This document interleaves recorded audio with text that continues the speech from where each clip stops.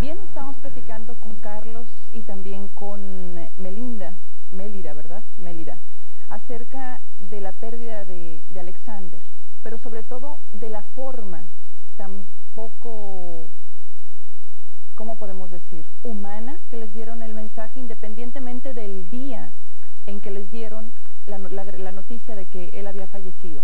¿Cómo fue? ¿Quién la recibió? Sí, bueno, en ese momento yo estaba en el frente de mi casa arreglando mi cerca cuando aprovecharon 3 marinos en una van y se parquearon frente a mi casa y yo les pregunté cuando se apiaron: ¿ustedes están aquí para reclutar muchachos? Porque están en la casa equivocada, los muchachos están a la par, porque habían varios muchachos creyendo que venían a eso, pero me dijeron: no, estamos aquí para ver la familia. Y como ellos caminaban, yo les dije: pero yo vivo acá, yo soy el dueño de la casa. Y usted es Carlos Arredondo. Y digo: sí, yo soy Carlos Arredondo.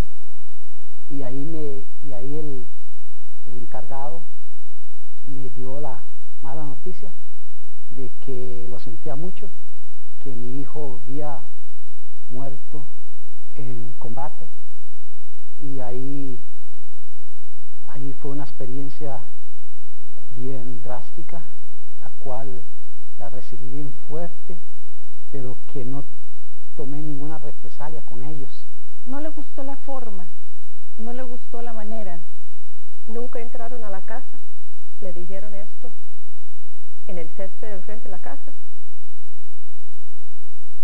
Le invito a que veamos ahora la historia de Víctor A. González. Adelante.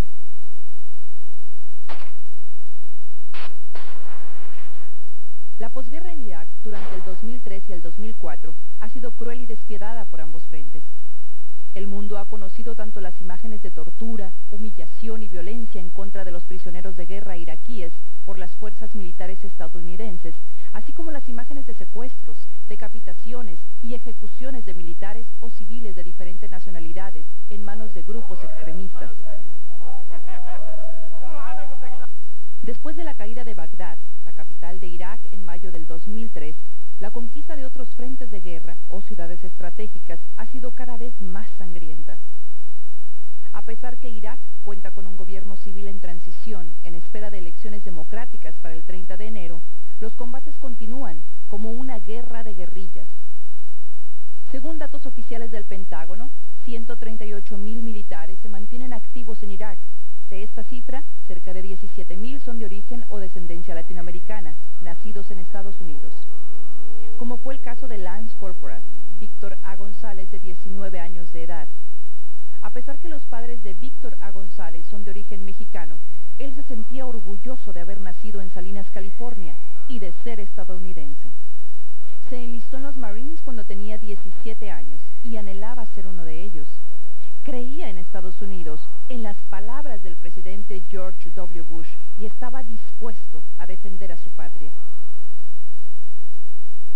Hoy nos acompaña en el estudio la madre, Amalia Ávila de González, madre de Víctor González, quien viajó precisamente desde Watsonville, California, para ser parte de este programa especial de Padres en Pie de Guerra. Bienvenida, Amalia, gracias por estar aquí. Triste circunstancia en la que conozco una conacional, ¿verdad? Bastante triste.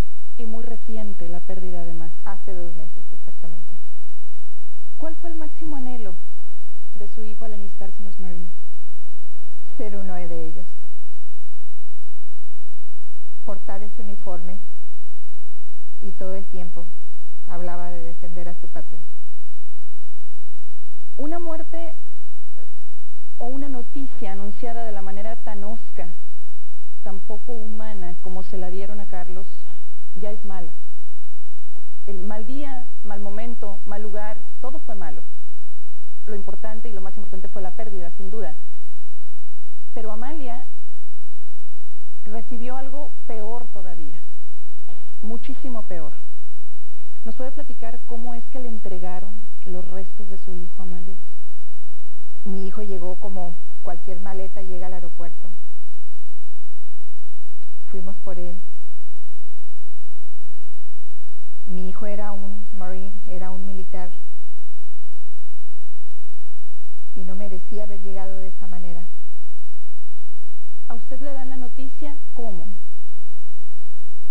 Mi hijo hijo me habla al trabajo y me dice, mami, están 3 Marines aquí en la casa y quieren hablar contigo. No, mijo, diles que se vayan, estoy ocupada. Mami, es bien importante, por favor, ven a la casa. Después de 10 minutos lo pensé. Está bien, tomé mi coche, con llanto en mis ojos me dirigí a mi casa y cuando llegué a la casa yo le dije ahí mismo así, díganme, ¿es buena o mala la noticia? Quiero saberlo. Señora, ¿podemos pasar por favor para adentro? Dígamela aquí mismo, no necesito sentarme en ningún lado, yo quiero saber, ansiaba por saber qué había pasado con mi hijo.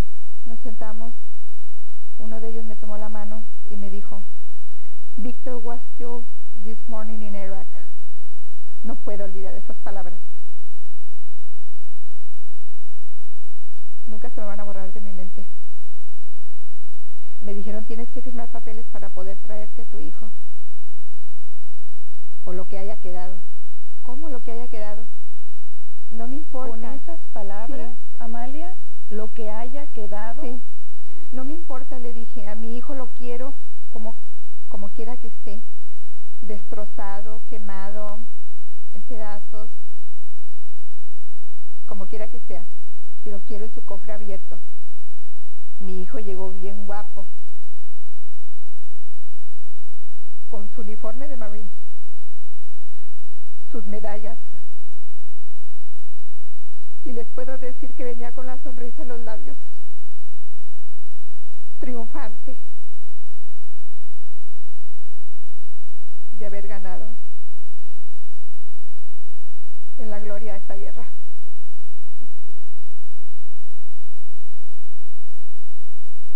El gobierno me dijo una cosa, me mandaron un papel